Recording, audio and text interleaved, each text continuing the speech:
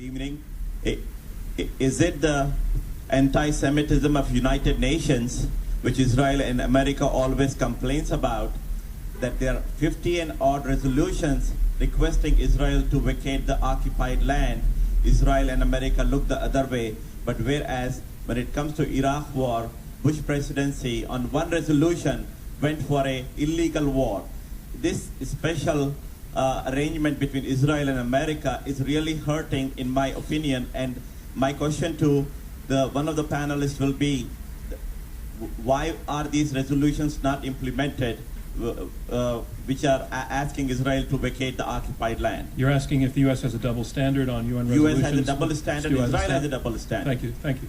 The United States has vetoed... Roger, I want to bring this to the insider first, and then I'll come to you. Okay. Stuart Eisenstein. The UN Human Rights Commission has developed resolutions over the last decade and a half, 2/3 of which are directed at Israel. Not at Iran, not at Iraq, not at all the human rights violations that occur around the world. 2/3 are directed to Israel. Let's go back to the first resolution of the United Nations, which was to create a two-state solution. And Ben-Gurion accepted a sliver of territory, and it was rejected by the Arabs. And that rejection has continued, with the exception of Egypt and Jordan, from 1947 to 2010. Roger Cohen. Sir, the United States has vetoed more than 40 resolutions critical of Israel over recent years. That's more, I believe, than all the vetoes put together of all the other members of the Security Council. This is indeed a special relationship, and the question we're asking tonight is that really in the benefit of the United States and of Israel? And I would submit not. If you look at the Goldstone report, the UN report on the war in Gaza, surely this report was imperfect. No doubt there were errors in it. I know Judge Goldstone. I met him years ago in The Hague.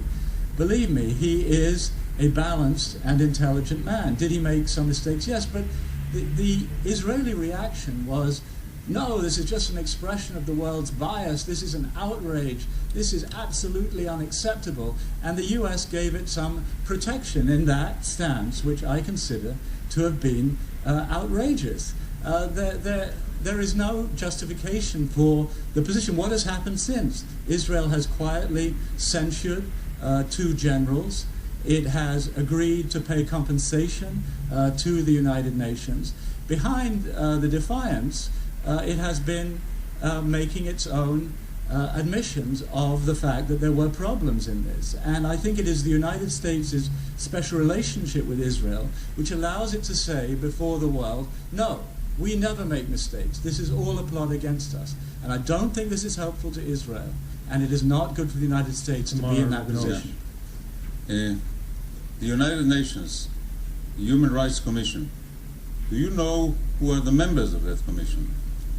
Who was the chairman of that commission? The country called Libya.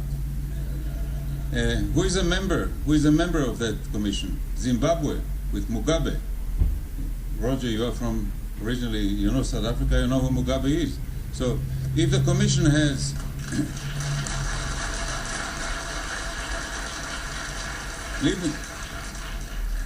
Libya and Zimbabwe and countries like that, it has no moral authority. And Goldstone drew his mandate from a place without moral authority. Rashid Khalidi. Yeah. As someone whose father worked for the United Nations, I'm going to defend this institution. I think it does not behoove those who are friends of Israel to bash the United Nations. The birth certificate of Israel is delivered by the United Nations in the form of the resolution that Ambassador Eisenstadt mentioned, the partition resolution of 1947. Now, that did not give the issue of a sliver of Palestine. It gave 33% of the population that owned 6% of the land, 55% of the country. Ma'am, I see you at the far corner. And you have a yellow pad in your hand. And if you wave at a microphone, we'll come to you. There you go. My name is Sarah Lehman, and I write for the Jewish Press. And I have a statement and a question directed mostly towards Roger Cohn. Can you do more question than statement? Yes, okay. Personally, as a Jew, why would you advocate a severing of the special relationship with America in favor of towards Arabs or Palestinians who wish for your demise? That's a question for Roger Cohn, I assume?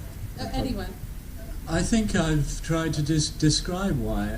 Certainly there have been Israeli attempts, very serious Israeli attempts, to make peace. But if you look at the last 20 years, peace is going to involve an exchange of land. And what has Israel continued to do over the last 20 years? It has doubled, tripled the size of the settlements in the West Bank. And this simply makes it impossible to make that exchange. There's nothing congenital about a Palestinian inability to take responsibility for their lives and for their governance. Given half a chance, I think they are capable of it. But have you driven through the West Bank recently, madam? What did you see? I think you saw a fractured, divided Palestinian community, Israeli garrisons on every hill, roadblocks, the difficulty of families to get to the market, to get to the fields, to get to their jobs, and so on. What does this say to Palestinians about the seriousness of Israeli intent to make peace? It says these guys are not serious. And why has it that the excellent Prime Minister Syed has not come back to the table? He's not come back to the table because the Palestinians are not satisfied of the essential seriousness of the Israelis. And what is enabling the government of Prime Minister Netanyahu to take this stance? It is the unconditional nature of U.S. support under the special relationship, which is why, ladies and gentlemen, you should vote for the proposition tonight. We're coming down towards the end of the question section, so I just want to ask the panelists at this point to be slightly more concise. Okay. So you know, get a few more questions. Yeah.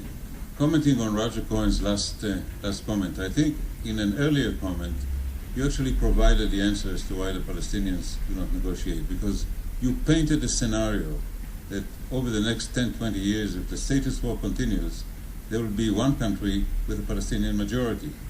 Now, this fact has not been lost on many Palestinians, and support for the two-state solution has dwindled among the Palestinians because many of them say, you know, let's sit back and wait, and it will be all ours, because there'll be one man, one vote with a Palestinian majority. And that is a very serious danger. That's why there are also commonalities. There's even commonalities between Rashid Khalidi and I, because... But Itamar, if that danger exists, why is Israel not being more serious about a two-state solution, which is the only way to avoid a one-state outcome? Because the answer is because the party I voted for lost the last election. Well, there you go. Rashid, do you want to come in? Yeah, I want to say something. Palestinians negotiate. I'm a Palestinian American. I spent 3 years negotiating. You were dealing with the Syrians. I was dealing with the Israelis. Yes, yes. With and how difficult is with that? Yakim Rubinstein specifically. And what we were facing then was an American commitment under the first Bush administration to do something if the things were done that prejudged or in some way prefigured an outcome. And we came to them and we said, wait a minute, the Israelis are closing off Jerusalem. The closure of Jerusalem was just starting in this period. And settlement is continuing. They're eating the pie we're supposed to be negotiating. And we got no response from the United States. This was in 1991, when for years and years and years, Palestinians were negotiating. Palestinians negotiating with Israel without any problem for that entire decade and got absolutely nowhere.